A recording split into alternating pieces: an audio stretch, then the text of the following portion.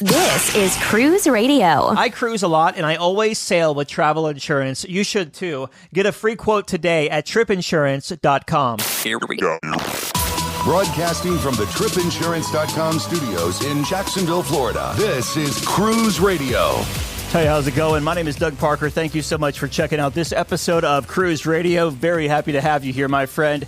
A review of Royal Caribbean's Icon of the Seas this week, and staff writer Richard Sims checks in while he's having to spend a little time in Florida because his ship couldn't go out because of the weather. So he is here right now with Cruise News. Hey, Richard. Hey, Doug. Now, you're supposed to be in Nassau, Bahamas today, but it looks like your cruise took a right, or I guess a left turn from New York. From the beginning. I suspected that we would have a little bit of difficulty because of that big winter vortex that everybody was talking about. And sure enough, we sailed out of New York on Sunday, late afternoon, and almost immediately headed into very rough waters. By day two, the winds were 60 knots, and we had like 12-foot waves, and it was a bumpy ride. They eventually announced that we would be changing our itinerary, and what would happen was we were supposed to get into Florida. We were arriving in Port Canaveral. Originally, it was supposed to be Tuesday morning. And instead, we got there like 5 o'clock Tuesday night, and we overnighted there. We're still there as of we record this right now, which is Wednesday, late afternoon. We're supposed to sail out of here around 5 o'clock, and instead of going to Ocean Cay, we're going to go straight to the Bahamas. We will skip the private island because they said they did not think that the weather conditions would allow us to go there. And instead, we will just go to the Bahamas and then do the 2-day trek back to New York. It's one of those things where it always feels weird to make that call so far in advance, because right now the weather certainly doesn't seem like it's so bad that it would prevent us from going to Ocean Cay. But hey, I'm on a ship. I'm happy. It was funny. I'm on the MSC Meraviglia, and the same ship I did back in October. And I was talking to the concierge, and I said, so have you started getting the complaints from people who are like, we're not going to the private island. I want a refund. I want cruise credit. I want this. And she was basically like, basically said, yeah, they're coming fast and furious. So people are going to be people, and they're going to complain. What can you do? But as far as I'm concerned, I'm on a lovely ship, and I'm having a pretty good time. So I'm good to go. Kicking cruise news off right here in Florida, where off the coast, a cruise ship's wake wound up capsizing a boat. Yeah, this all went down Saturday evening, just after 6 p.m., when the Hillsborough County Sheriff's Department, along with the Coast Guard and other units, responded to reports of the small boat being capsized. Apparently, the captains of the pilot boats who were guiding a Royal Caribbean vessel out of port were notified that there were people in the water, and they contacted the Coast Guard. There was definitely an issue of timeliness involved, because it was, given the time, it was like 6 o'clock, so it was starting to get dark, and it's hard enough to spot people in the water in the daytime, let alone once the sun goes down. But there's some really great video footage out there, and you can find it on the site, where we see the two rescue boats converging at a buoy, where miraculously the two people who'd been on the smaller boat that capsized, which sank, by the way, along with their dog, both the people and the dog had managed to swim to this buoy and hold on until they were rescued, and they were taken to Tampa General Hospital. We haven't heard anything since then, but the last reports seemed to be that everybody, including the puppy, was going to be fine. And a lot of Carnival Cruise Line guests are unhappy over a change that was made January 1. For years, the AARP has specialized in several things. When not harassing me to join them, which they've been doing since I turned 17, they also sold Carnival Cruise Line gift cards at a discount. Last year, the amount of money you could save decreased, and people were very unhappy about this. You were still saving money with each card purchased, but it was less than it had been before. At that time, Carnival's brand ambassador, John Heald, claimed that the AARP made all decisions about the gift cards on their own, that Carnival had nothing to do with any of it. Now, Carnival, the program is being cut in its entirety. And the AARP released a statement saying very clearly that Carnival had made the decision to discontinue the discount. At first, John Heald responded by urging people not to listen to rumors about this being Carnival's decision, and he didn't directly deny it, but he did immediately take the opportunity to pimp the fact that Carnival is, and I quote, the most affordable cruise line with the most fun, as if to say, you don't need those silly discounts. Just get on the ship and have a good time. Pay full price. Don't worry about it. Eventually, he did sort of kind of vaguely say, yes, this was Carnival's decision. And that's often been the case when John Heald kind of makes these proclamations that he didn't do the company any favors by using this technique of accusing others of spreading rumors while not being completely forthcoming. And I think the reason this causes so much anger among people is the company wants to have its cake and eat it too. We constantly are reporting about the glowing earnings reports in which they say we are making more money than God. I mean, they don't use those words, but that's what they're saying. And that, they make money on onboard spend and they're charging more for room and they don't need to offer discounts. And they want us to be very, very happy for them on that level. But at the same time, they don't want us talking about things like service cuts or, hey, they're no longer doing the AARP discount. So it comes off as it's a hard balancing act. Let's just put it that way. And I think in this case, they did not necessarily handle this particularly well. But long story short, yes, your AARP discount is you're no longer going to be able to get those discounted cards. So now they can focus all their attention on getting me back. Yeah, and moving on to the next one here, more people are filing a lawsuit against Royal Caribbean. Yeah, what a gross story. Arvin Joseph Marisol was a stateroom attendant on Royal Caribbean Symphony of the Seas, and earlier this year, it would have been last year, he was convicted of having used hidden cameras to record passengers in the bathrooms of their cabins. The original lawsuit was filed on behalf of a Jane Doe, meaning, the person didn't want to be identified, and her 2 underage daughters. Now, however, the same attorney has filed a class action lawsuit on behalf of at least 12 passengers, which could very well grow, given that at this point they don't know exactly how many people may have been violated between late December of 2023, when Marisol was hired by the Royal Caribbean, and February of 2024, when he was discovered, fired, and arrested. The 30-page lawsuit says, and I'm quoting here, "We hope this lawsuit will motivate Royal Caribbean Cruise Line and other major cruise lines to spend more effort screening their crew members." Of course, as with most lawsuits, there's a little bit of hyperbole at play here because so far there's been no indication that there was anything in this guy's past which would have indicated he might do something like this. It's not like, on his application he put, and by the way, I like to, take pictures of people in bathrooms and put them on the internet. So there's no real indication that Royal Caribbean did anything wrong in the hiring of this person. Sometimes bad apples, find their way into the bottom of the barrel. For its part, Royal Caribbean made it very clear that it has a zero-tolerance policy for this type of behavior, and that the minute they discovered what was going on, he was immediately fired and reported to law enforcement. The lawsuit is demanding a variety of damages, and they want a jury trial.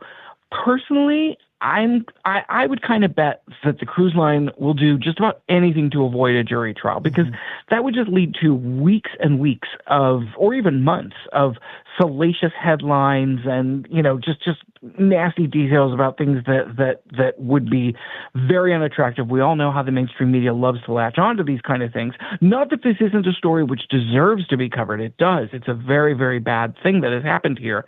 But I would be very surprised if Royal Caribbean doesn't ultimately wind up settling this case. And this next story can happen to anyone that steps foot on a cruise ship. In fact, Doug, it's happened to me, and I'd be willing to bet it's happened to you. Oh, yes, it has. But yes, it has.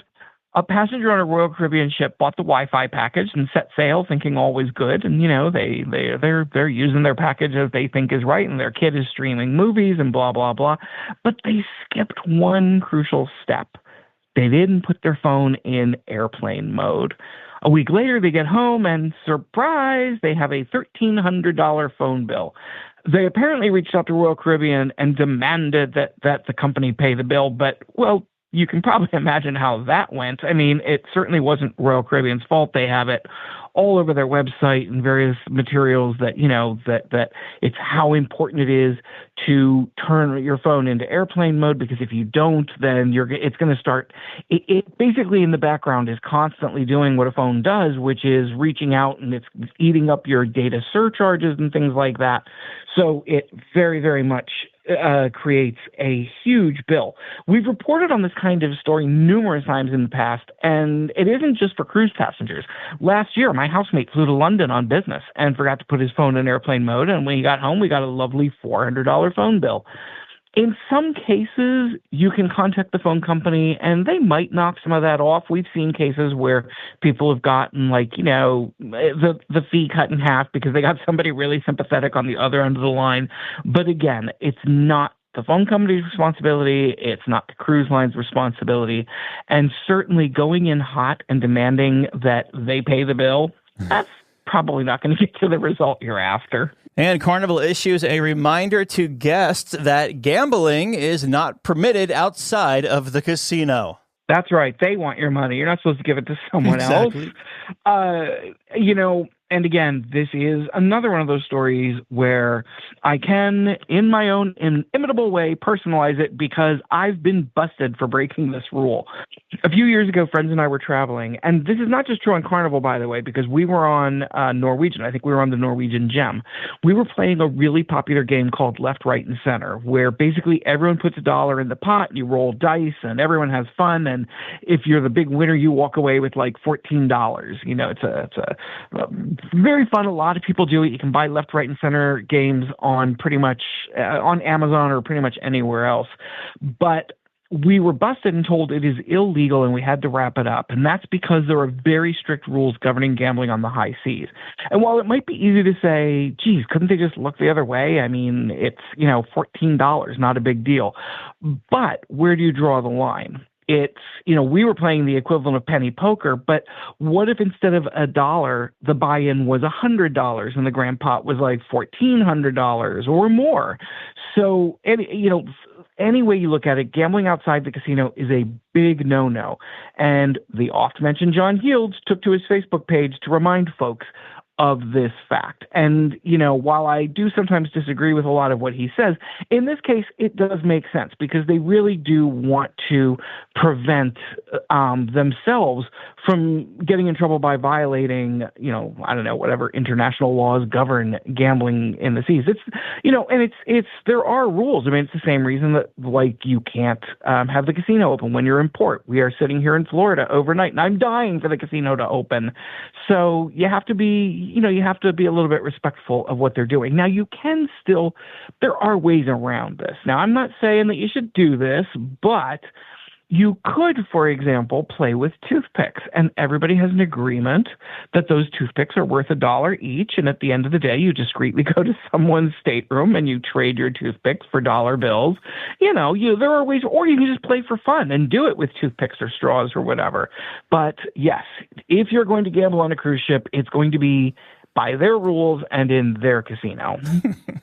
Question of the week comes from Chris, and he wants your help, Richard. He is a member of a Facebook group for his sailing, and people are arguing that the group leader heading up the slot pool should not get all the slot points or casino points for the sailing. What do you think of this?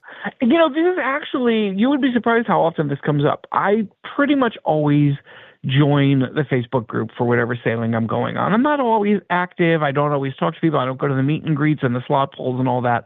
But almost any sailing you go on, when you book, you can go on Facebook, do a search for the ship and the sail date, and you will find a Facebook group. And you can, everybody gets in there and talks, and they make plans, and they plan everything from gift exchanges to the aforementioned slot polls. And what a slot poll is this is gambling, but it's in the casino, so it's okay.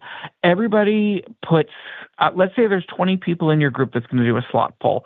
everybody puts in anywhere from $5 to $20. I mean, it's an agreed amount. Everybody puts in the same amount. And then let's say you're playing a $5 Wheel of Fortune.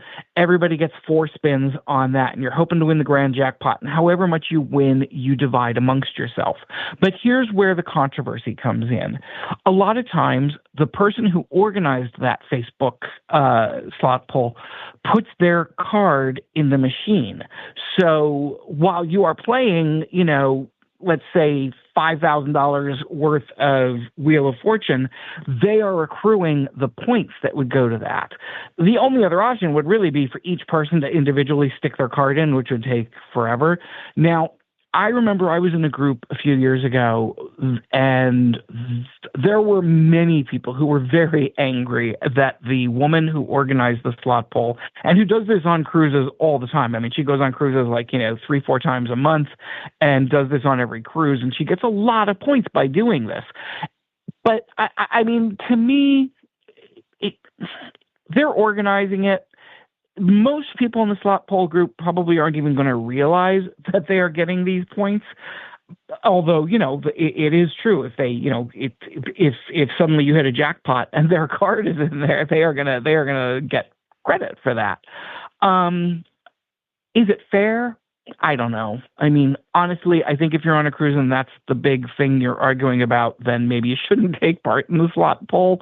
But how do you answer an is it fair kind of question? I think you can always be the person. You can always take it upon yourself to organize them. And they can be a pain in the butt to organize. I did one once, and it was a pain in the butt.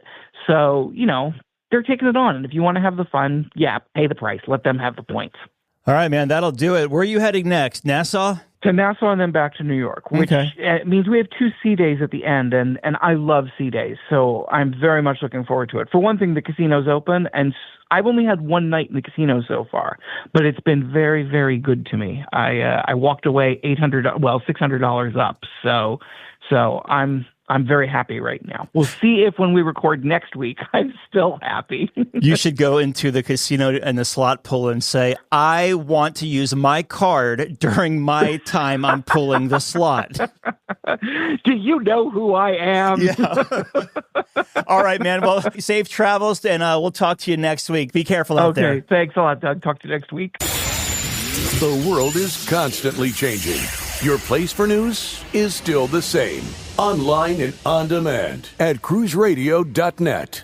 A big question we get at Cruise Radio is, how do I know if I need trip insurance? Simple answer. If you're getting on a plane, taking a road trip, or getting on a cruise ship, you need to have travel insurance. Hey, it's Doug Parker from my friends at tripinsurance.com. Not only does tripinsurance.com protect your vacation investment, but it also gives you peace of mind in case anything were to go wrong on your trip.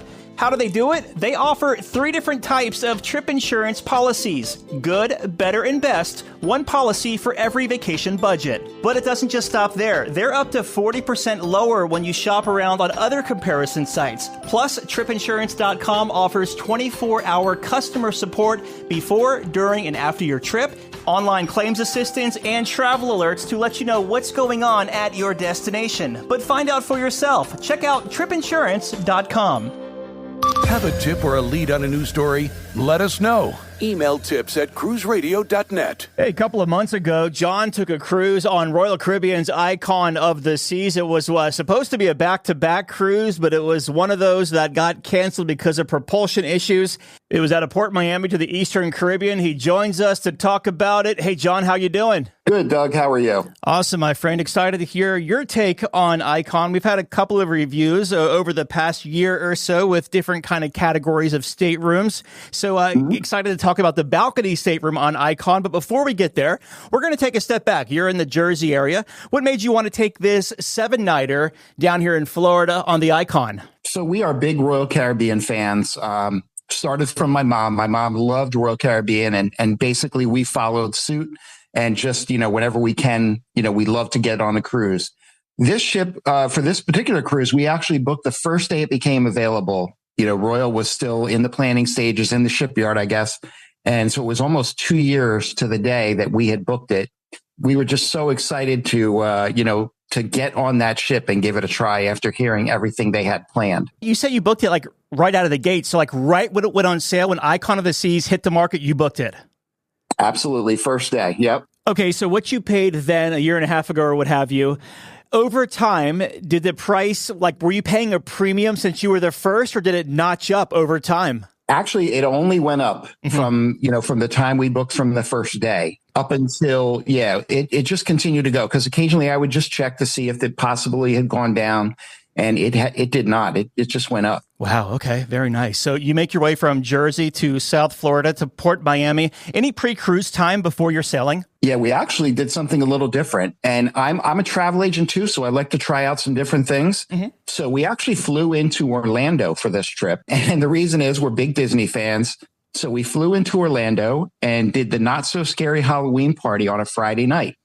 We stayed in Disney overnight and then got up early Saturday to take the Brightline down to Miami before our cruise. How was that experience? It couldn't have been better. They had some deals. I think the 1-year anniversary was a few weeks before our cruise.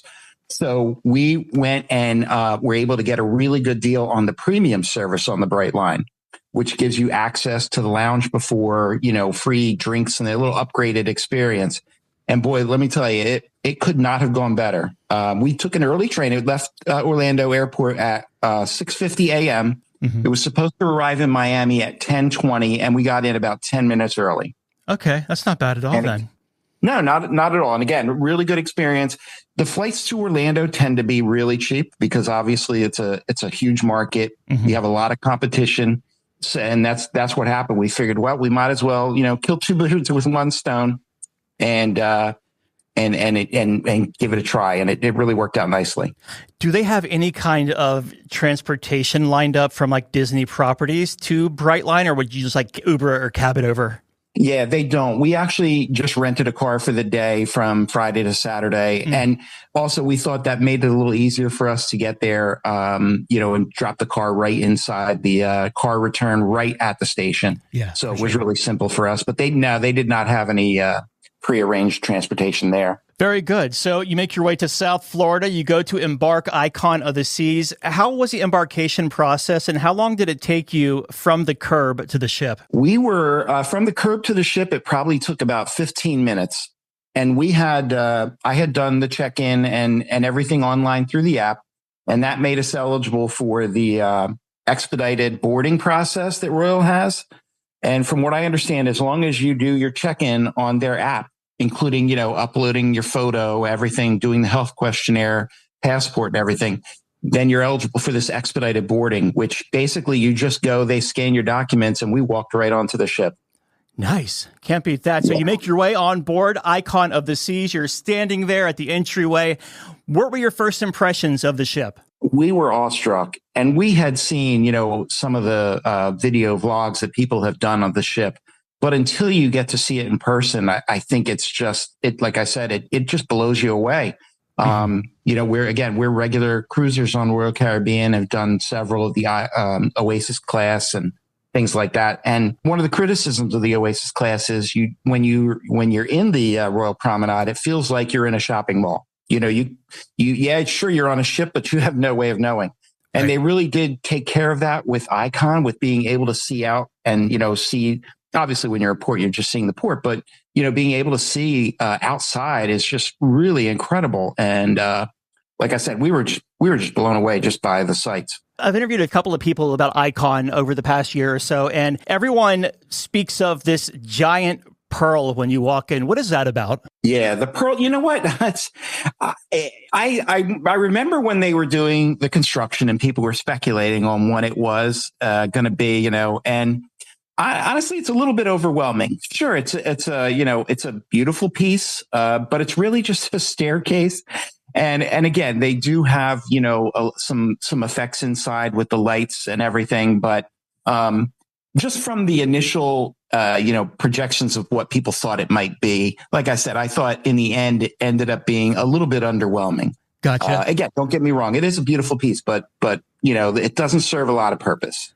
I'm curious, since this is the world's largest cruise ship at the time we're chatting, when you walk on board, do people tend to hang out in that entryway in like ahs and oohs, or do they have people on board to keep you going, to keep the flow going from the pier to the ship? Yeah. I mean, there were certainly people doing that. And again, I think we count ourselves among them. Mm-hmm. But there is just so much to see. I think that, we did our few minutes of looking and again, being awestruck, but then we were also ready to go explore the rest of the ship. And again, we did board pretty early. We were one of the, first, I guess, regular passengers. We weren't in a suite or anything. Yeah. So there weren't a ton of people hanging around there. But, again, it was definitely people do get a chance to get a good look. Gotcha. Okay. So yeah, because a lot of the atriums, I mean, on all the lines, really, people are like, oh my gosh, wherever, whatever they're looking at, they're awestruck. But then it's like almost like you're coming down an escalator and people are stopped and you're like, oh my gosh, we're about to backlog seriously here. So it's just interesting. Right. Yeah. But I guess it's like first. And it wasn't too bad. And they did have, if I recall, there were two sides that we were boarding from. So there were two entrances onto the, Royal Promenade area where they dumps you off into.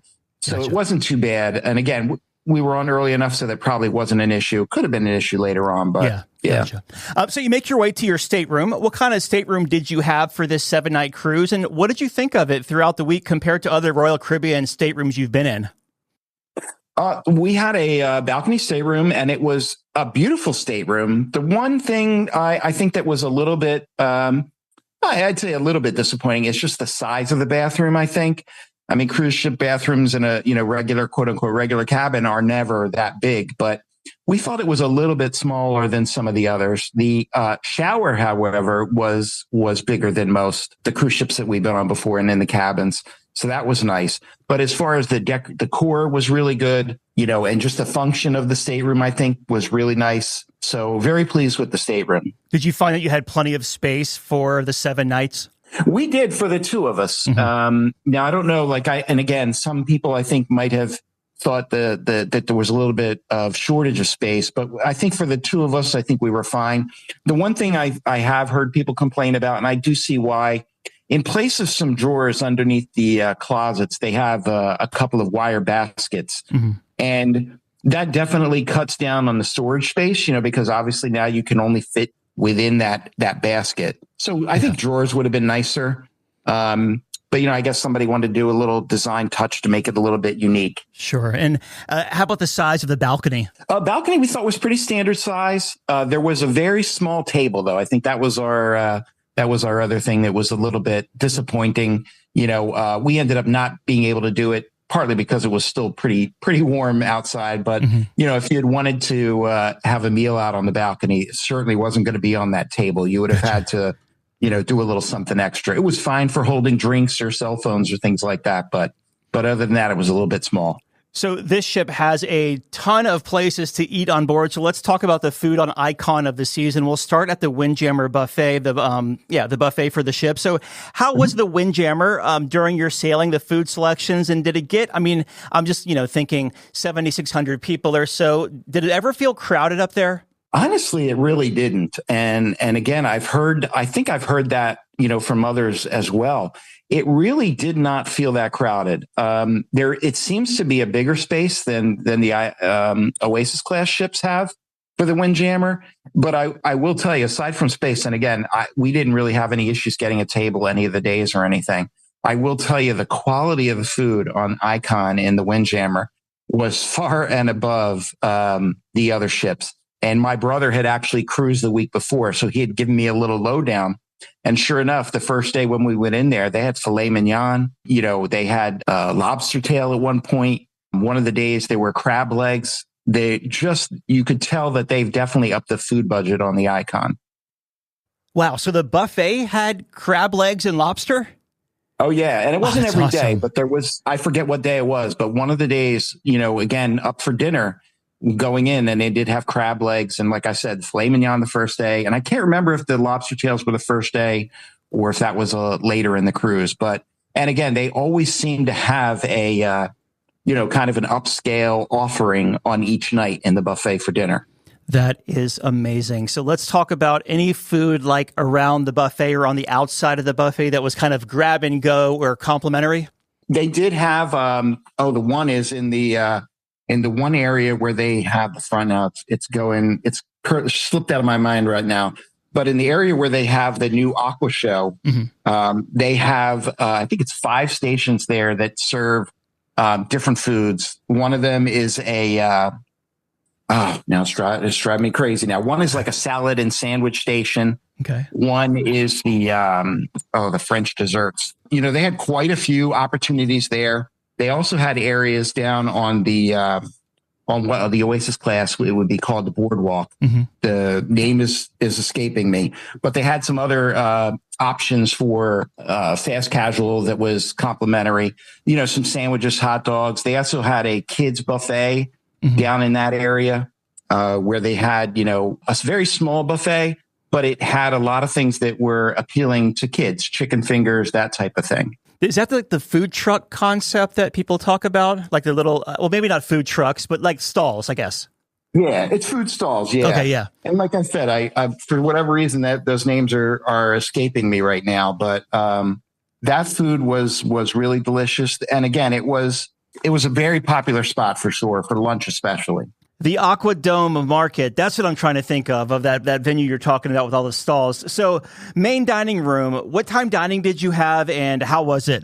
And we picked the traditional and we chose the early seating. I don't think there's any way that we would be able to wait until the later seating. Plus we like to do the shows right after dinner. Right. So we did choose the early dinner, which I think was 5:00 on the ship. Okay. Gotcha. As far as the food, the quality, the service throughout the week? Oh, our servers were incredible, very helpful. First day we were in and out in an hour, which again, we don't necessarily, want to take a long time for our dinner. Yeah. So, and they do ask, do you have anywhere to go, whatever. So, whenever we had a show, we would make sure to let them know. But like I said, we were in and out in an hour. We thought the food quality was very good. We're not necessarily fans of the new menus that Royal, came out with, I guess it was a little over a year ago, where they took away the recurring favorites that were available every night. Now they're, they might be available 3 nights out of the week that you're on the cruise. But, the food was good overall. Okay. Did you do any specialty dining on this sailing? We did not do it on this sailing. We had planned to do it in our following week, but things got a little bit messed up there. And just for some context here, we were chatting before we started recording, and you were actually supposed to do a back-to-back, but Icon went out of service because of those propulsion issues, so you were stuck without a cruise. We were, yeah. And we had, booked a couple of different things for that second week, figuring that during the first week, we'd be so excited to explore the ship. We didn't necessarily want to not tie ourselves down, but just to be a little more, have a little bit more leeway during the week.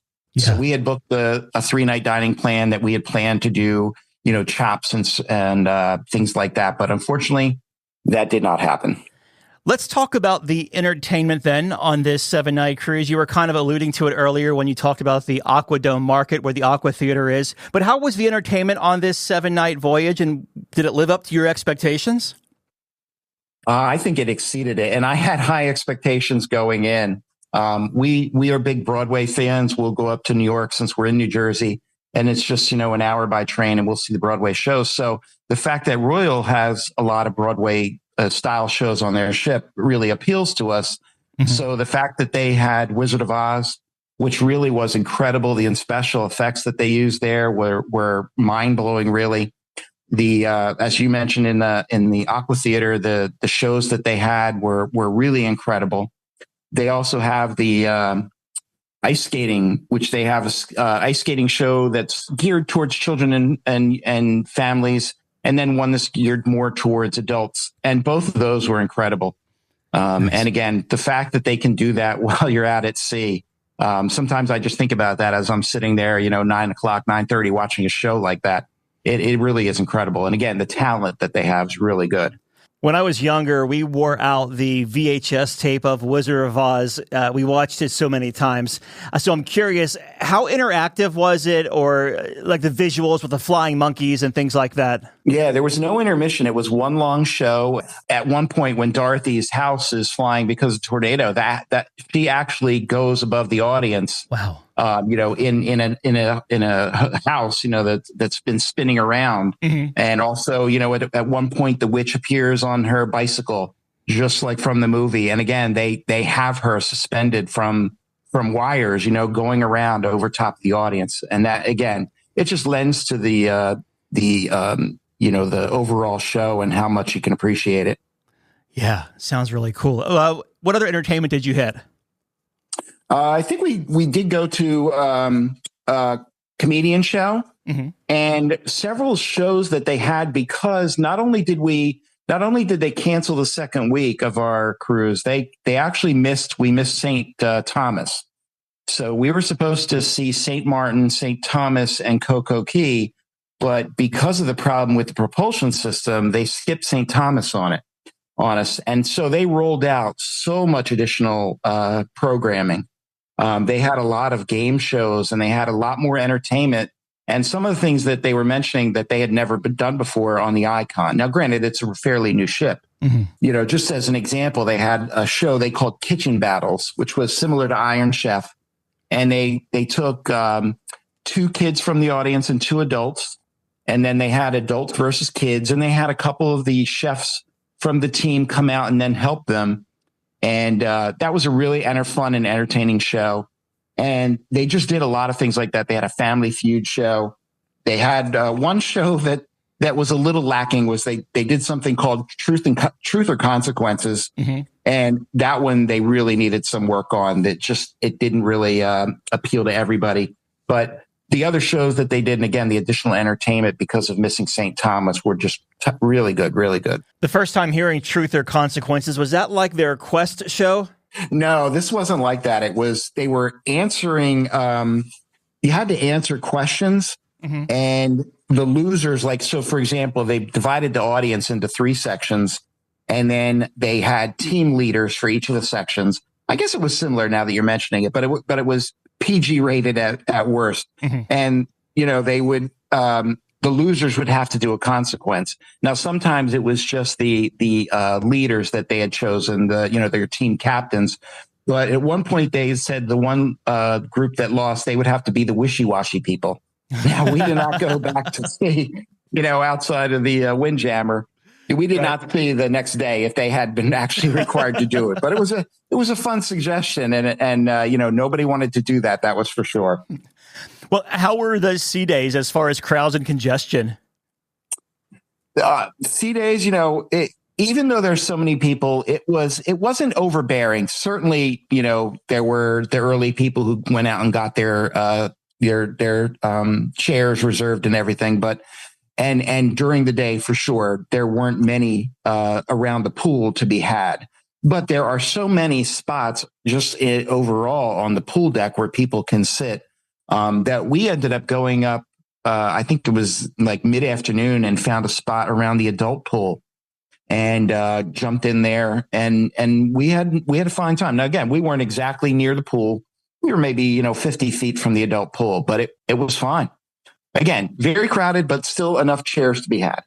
So it was manageable. It was definitely manageable, yeah. Earlier this year, we had Scott on, and he was talking about a pool with a swim-up bar. Is that in the adults-only space, or could anyone go to that? Well, the adult space is on deck 17. I think it's called Cloud 17. And that was, they did not have the swim-up bar there. That's actually on the regular pool deck, okay. And that is available for kids, too, mm-hmm. which seems a little bit unusual. Yeah.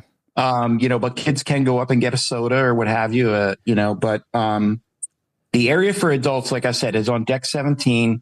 It's near the front of the ship. And that is, adults only. And there's a kind of a long, narrow pool. It's kind of an infinity pool that overlooks the side of the ship. Mm-hmm. And that was the part with adults that was adults only. Okay, I apologize. I got the adults only pool and the swim up bar pool as one and the same, but clearly they're not. Okay, cool.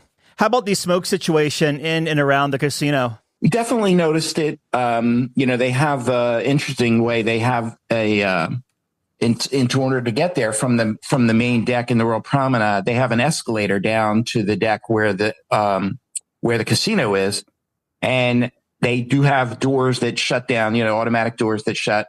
But you can notice it. It's not as maybe strong as some of the other ships we've been on, but definitely you do notice that, it is certainly a smoking casino.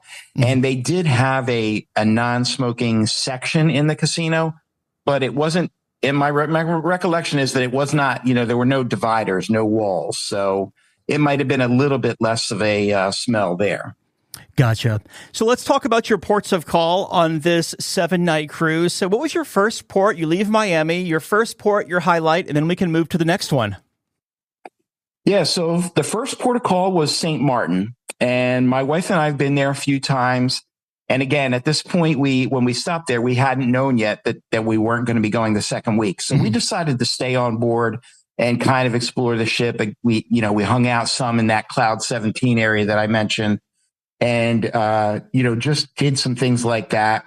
We went, had lunch at the base camp. That's one of the other restaurants you were mentioning earlier about the complimentary. Mm-hmm. And we went there for lunch. And again, because most of the people had gotten off, it was a very quiet day, very enjoyable, easy to move around the ship. Nice. Now, did you feel that a good majority of the ship got off? Because I know well, first off, Icon has a lot of first time and new to cruise, so people tend to want to get off the ship. Did it seem like you had the ship almost to yourself? It really did. Awesome. And I did get off later on in the day, mm-hmm. and just to walk into the port, just to stretch my legs, and there were definitely quite a few people off the ship. So it really did. I think the fact it's not like you're going to Nassau where it's something that even if you're new to Icon, you may have been there on a previous ship. So I think St. Martin is a pretty popular port. And like you mentioned, with a lot of new and first time cruisers, mm-hmm. A lot of people did get off. In fact, the overwhelming majority of people did get off. And what was your next port of call? The next port of call was supposed to be St. Thomas, and that was supposed to be on Wednesday. So Monday, we left Port Miami on a Saturday. Monday was our St. Martin day. Wednesday was supposed to be our St. Thomas day. But like I said, unfortunately, that had been canceled because we weren't going to be able to make it there in time and then continue on. So they skipped St. Thomas. And instead, like I mentioned, they just offered a whole lot more activities and things to do during the day. Now, because you missed the port, did they give you any kind of prorated day or maybe onboard credit for the inconvenience? They did. They actually gave us, and I think it was, I'm trying to remember now, I think it was $400 that we received back. Nice. For missing the port. And, they're really not required to do it, obviously, because of the contract, the cruise contract says that, there's not guaranteed for the ports, but they did do that. And that was, pretty well received by most people. Again, I no doubt people were upset about missing St. Thomas. Again, it's another popular cruise port, mm-hmm. but, we knew that they weren't going to be able to make it back in time. So we were at least happy that they did give us that money. Yeah, that's one thing Royal Caribbean is very good at, and that is taking care of their guests, passengers, whatever you want to call it these days, when something bad happens, like whether it be, you see a lot of, for the inconvenience or as a gesture of goodwill, $25 per stateroom. Well, if there's 4 of you in there, that's not going to go too far. So, and props to Royal Caribbean for always stepping up with that onboard credit and compensation when something goes wrong. That's really good to see there. Were you still able to hit Coco Cay on the way back? We did, luckily, because I think that's what the issue was, that we were either going to hit St. Thomas or Coco Cay, and I'm sure. Royal does make a lot of money on Coco Cay, so they wanted to make sure that the people did hit. And obviously, it's a popular spot. We did hit Coco Cay on Friday. That was our Coco Cay. That was our final stop before getting off the next day, and had a great day there, thankfully. And it is close enough to Miami. I guess it wasn't going to be an issue getting back. In the second week, we were planning to do the Coco Beach Club, which is an add-on there. Mm-hmm.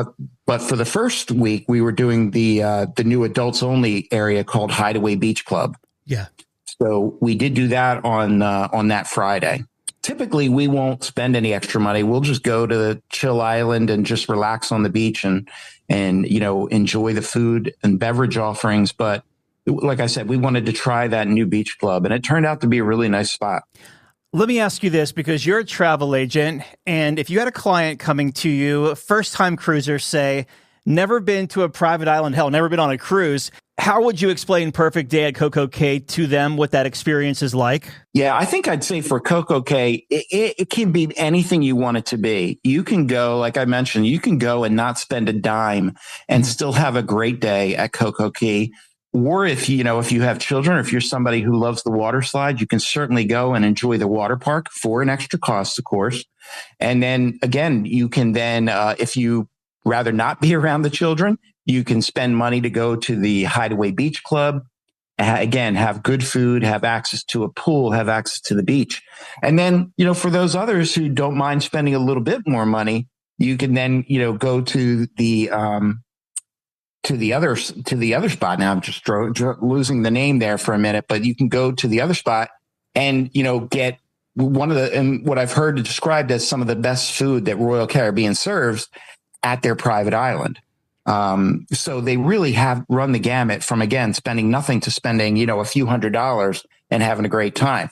And of course, now I'm just realizing that not only that, they have, of course, the overwater cabanas, which for a couple $1,000s minimum cost, you can enjoy that as well. And those include, dedicated wait staff and things. But, again, it runs the gamut from free all the way up to thousands of dollars.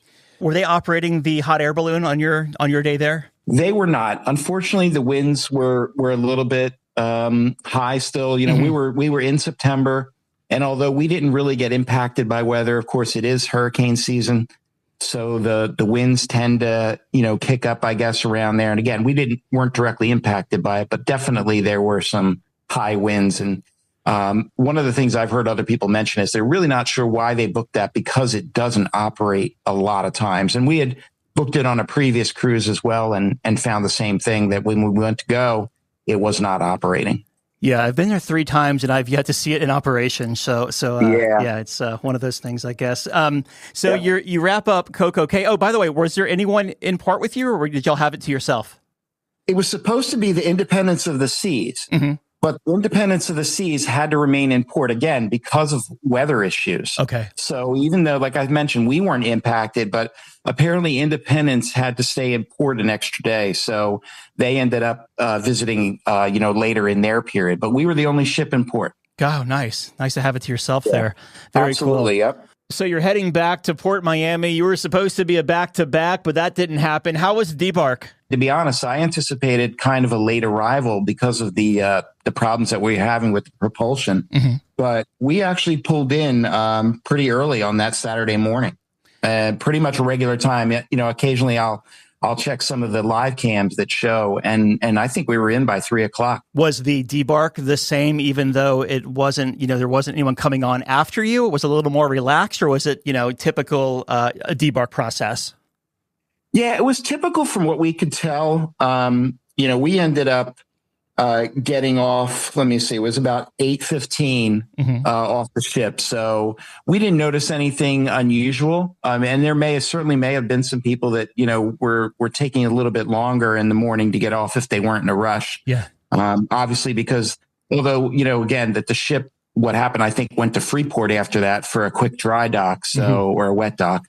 Yeah. But we didn't notice any significant difference. And I think disembarkation was pretty quick overall. Do you have any first-time tips to offer anyone who may be considering, taking the leap and sailing one of the world's largest cruise ships? Yeah, I would say definitely highly recommend this ship, and you will not be bored. Now, if you're looking for, a quiet, more traditional cruise ship, the Icon's probably not for you. But for anyone else, I would say, you're going to have a great time. Awesome. Looking back, what was the biggest highlight of this cruise? I think the biggest highlight for me was doing I'm drawing a blank. It's the thing where you walk out. It's called Crown's Edge. That's it. Crown's Edge, where you actually strap up and climb out onto the side of the ship. You're on a rope, of course, being held up, but you basically walk a little obstacle course, and then somebody pushes that button The floor drops out from under you and you swing back around onto the ship. I had a great time doing that. What does that set you back? It was $34.99, I think is what I paid. But that does include, I believe I did it 3 times. Okay. Yeah, it's 3 times around, and they give you a video of the event. So it's about a 1-minute video that, splices your actual experience with, a couple of just general shots of the ship. But that was a lot of fun. And you were given the option of doing it more than once. A couple of the people did it once, and they said, okay, that's enough. That was enough for them. But I had a good time, like I said, and did it 3 times. So it was a lot of fun. Harnessed in, of course, but you're like dangling off the side of the ship? You are. You are out over the water, and again, and you're all harnessed up. Yeah, of course. The people that work there, they're so, they're really good. They're professional about it, but they're also, they have a little fun with it too. And which, trying to put some people at ease, because not everybody, is there necessarily because they want to do it. Maybe a family member, wanted them to do it. But like I said, it was really good. And I just felt, safe and secure doing it with them. Obviously, you would get a refund because your next cruise was canceled. Did Royal offer any concessions for like flight change fees or anything like that on top of the refund? Yeah, they did. As disappointing as it was, we thought their offer was as fair as it could be. Mm-hmm. They, number one, obviously, they refunded us in full. And I think that was done within 24 or 48 hours of that day. And they also gave us a 100% future cruise credit for the amount that we paid. And for any flight things, they offered a $200 per person for any change fees that were caused by that. Because obviously, we were planning to go home the following Saturday, but we had to make our changes. So there was a minor change, but we did get that money refunded as well. That's good. All right. Well, final thoughts of Icon of the Seas. Final thoughts. It is a wonderful ship. And if you like cruising at all, give it a shot. If you have kids, if you have teenagers, if it's just a couple, do it and you'll have a blast. John, I've rarely done this in the past 16 years, but if you want to plug your travel agency, go ahead because you gave us a lot of insightful info on Icon. Sure, absolutely. I work for Pixie Vacations. That's PIXIE vacations.com. And we are a travel agency that handles not only cruises, but Disney, Universal, whatever you have in mind. And I'd be happy to help anybody looking for a cruise or any kind of travel. That address again is pixievacations.com. John, thank you so much, my friend. I appreciate you coming on and talking about your sailing aboard Icon. Thanks, Doug. All right, Dougie, let's see what we got for you, buddy. Cruise Radio is produced at the tripinsurance.com studios in Jacksonville, Florida. Get cruise news, ship reviews, and money-saving tips every Thursday on Cruise Radio. If you've enjoyed this episode, please subscribe to the show. If you want to help spread the word, give Cruise Radio a 5-star review. Find Cruise Radio where you listen to your favorite podcast or online at cruiseradio.net. I'm your announcer,